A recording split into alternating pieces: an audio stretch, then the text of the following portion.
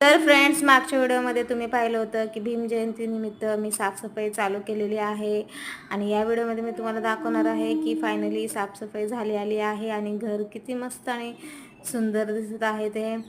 तर चॅनलला जर नवीन असाल तर व्हिडिओला लाईक करा, शेअर करा आणि कमेंट्समध्ये मला नक्की सांगा की माझे व्हिडिओ तुम्हाला कसे वाटतात ते. फायनली डाळ आणि तांदूळ भिजून झालेले आहेत. आता त्यांना स्वच्छ धुवून मी त्याला शिजत घालणार आहे. हे डाळीचं बनवायचं साहित्य आहे. आता डाळीला फोडणी दिलेली आहे आणि भात देखील शिजायला घातलेला आहे आणि डाळ भात शिजत घातला तेवढ्यातच 7:30 वाजले आणि पाणी देखील आलेलं आहे. आमच्याकडे 2 वेळेस पाणी येतं, सकाळी आणि संध्याकाळी. तर संध्याकाळचे 7:30 वाजलेले आहेत आणि मी आता जो नळाला आपण कपडा बांधतो तो स्वच्छ धुवून घेतलेला आहे आणि त्याच्यानंतर मी भांडे घासणार आहे.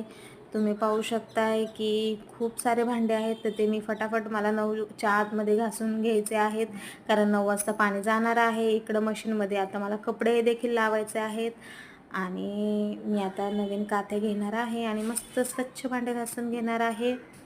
9 वाजता पाणी जाणार आहे या भीतीने मी खूप पटापट भांडे घासायला घेतलेले आहेत आणि तुम्ही पाहू शकता किती पटापट मी भांडे घासत आहे ते. आणि भांडे घासून झाल्याच्या नंतर मला भेंडी देखील टाकायची आहे. भेंडीची भाजी मला बनवायची आहे आणि फायनली आपले भांडे होत आलेले आहेत आणि त्याच्यानंतर जे मी भांडे वरतून मालणीचे काढलेले आहेत ते मला घासून वरती मालणीला लावायचे आहेत. हे माठातलं पाणी मी सकाळी भरून ठेवलं होतं, तर थोडं उरलेलं पाणी मी पाटीत काढून घेतलेलं आहे. हे पाणी आता मी जेवण करताना वापरणार आहे आणि माठ स्वच्छ धुवून पुन्हा भरून ठेवणार आहे. बाकीचे भांडे देखील पाणी भरून ठेवणार आहे. जे भांडे मी मालणीवरचे वरतून काढले होते ते देखील मला अजून घासायचे आहेत. तुम्ही पाहू शकता हे भांडे मी वरतून काढलेले ते घासून आता मी सुकायला ठेवणार आहे आणि फायनली भांडे घासून झालेले आहेत. आता मी घेणार आहे भेंडीची भाजी बनवायला.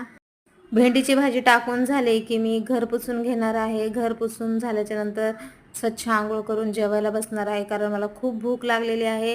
हे तोरण मी 10 ते 5 मिनटं भिजत घालणार आहे. भिजून झालं आहे तोरण आपलं. हे तोरण मी 5 वर्षापूर्वी घेतलेलं भीम जयंतीनिमित्त.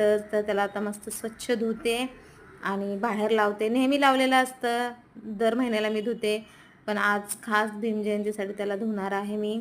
पाळलीत थोडासा निरमा आणि त्याचं पाणी उरलेलं आहे, तर त्याच्यात मी जे आपले पाय पुसणे असतात ते भिजत घालणार आहे आणि पाय पुसणे मी उद्या सकाळी धुणार आहे कारण आता पाणी जायची वेळ आलेली आहे आणि मला घर पुसून आंघोळ देखील करायचे आहे. त्याच्यामुळे मला पाय पुसणे धुवायला जमणार नाहीत, तर पाय पुसणे मी भिजत घातलेले आहेत आणि आता खोली पुसून स्वच्छ आंघोळ करून मी जेवण करणार आहे. तर माझा व्हिडिओ तुम्हाला कसा वाटला मला कमेंट्समध्ये नक्की सांगा आणि चला भेटूया आपण आता नेक्स्ट व्हिडिओमध्ये. Bye, good day, take care.